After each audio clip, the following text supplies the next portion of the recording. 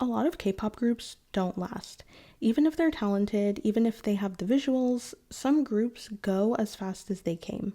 Today, I want to talk about that a bit because I have a lot of thoughts as to why some of these groups don't end up succeeding, unfortunately. First, the group names are bad or lackluster. Now, this isn't the case for every single group that doesn't make it, but for a lot of groups, it is. A name is basically the first thing people know about a group as a whole. Names definitely aren't everything, but notice how the top K-pop groups all have names that roll off the tongue easily. BTS, Blackpink, 17, Twice, Stray Kids, Red Velvet, TXT, IVE, all of those names are simple enough to not overwhelm someone, but still interesting enough to make people want to tune in, even if they're just normal words or simple abbreviations. I've noticed a lot of groups who don't perform as well tend to not have very good names, to put it bluntly. The names are often either confusing to pronounce with an odd spelling, or they just make no sense. Next, the music quality is lacking. Now, if there's one thing I always say, it's that music is subjective. However, I do think that there's a fine line between not liking a song and a song actually being bad. A song could be composed and produced really well and simply not be my cup of tea. But a lot of songs could just simply be poorly done, even if the vibe and message is there. In 2025, if you want a K-pop group to be successful, you need to have a good team behind them musically. You don't need to have Kenzie or Dem Joints on the songs, you just need someone who knows how to make the instrumentals and the vocals not overpower each other and make the beat something people want to listen to again. I've seen random people make better garage band beats than some of these companies. So many groups have the talent, the potential, and the ability, but then they end up getting songs that don't suit them or anyone because it's so bad. Next, the debut song isn't memorable. Again, pretty subjective, but I feel like the debut song is a time to experiment. Play it safe after you've gotten people's attention. In my opinion, Stacy, ITZY, and Islet are just a few groups that had really solid debuts that set the foundation for them as groups. There's quite a few groups who have had debut songs that all sound the same.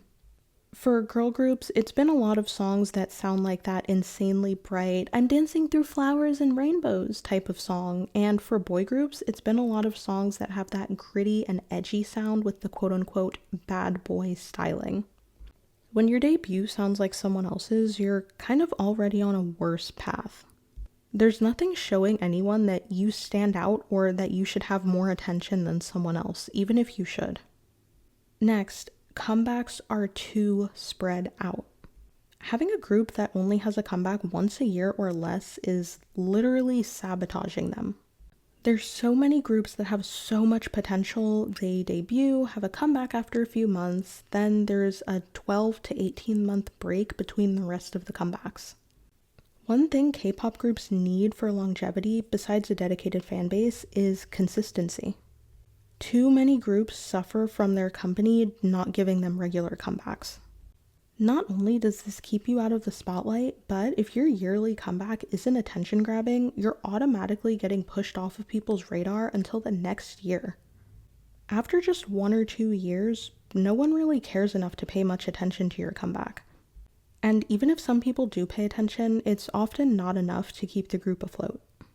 Next, members leave or the group rebrands. This one is a big one, like arguably one of the biggest on this list. When members leave a group, you're changing the focus from however many members the group had to however many members the group has after some of them leave. A lot of groups have had members that left at some point after debut and continue to perform perfectly fine.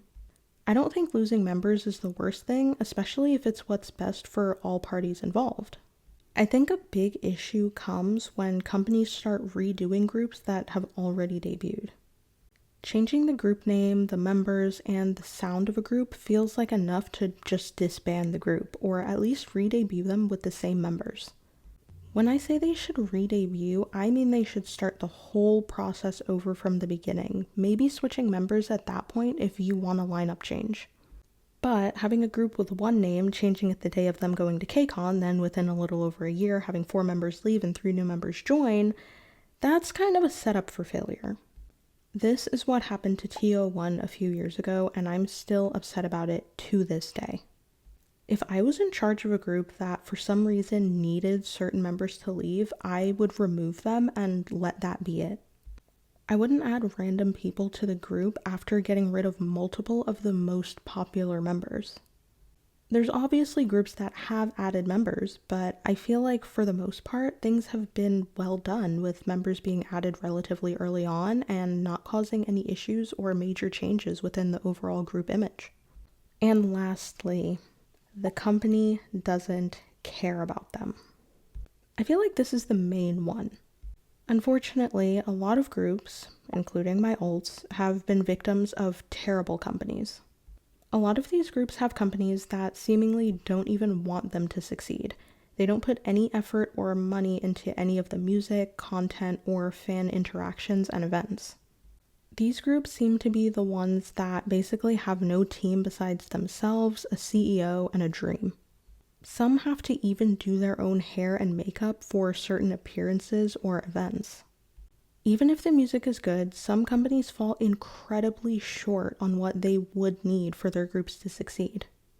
Regular comebacks and media appearances, a semi-decent music and music video budget, and proper styling are a few things that can definitely make or break groups. Stacy came from a relatively new and small company, but the founders are far from unknown. The musical duo Black Eyed Pilsung has worked on a lot of popular K-pop songs, some of which are probably your favorite. Some of these songs are If You Do by GOT7, Twice's debut song Like Ooh Ah, as well as their first and second comeback songs Cheer Up and TT, Pretty, which was the theme song for the show Idol School that went on to form the group from S9, as well as almost every song for their group Stacy. Clearly, everyone can't be Black Eyed Pilsung, but the reason I'm mentioning them is because you don't need to be a huge, super established company to have a successful group.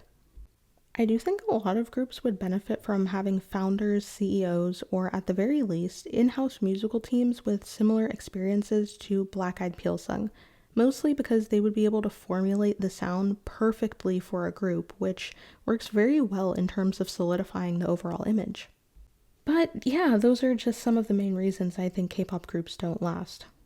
Obviously, as time goes on, the industry gets more complex and people's opinions and thoughts about certain aspects change, so that's definitely a constantly changing factor. Hopefully everything I've said makes sense since I was pretty tired while writing all of this. Anyway, if you made it this far, thank you so much, and I'll see you next time. Bye!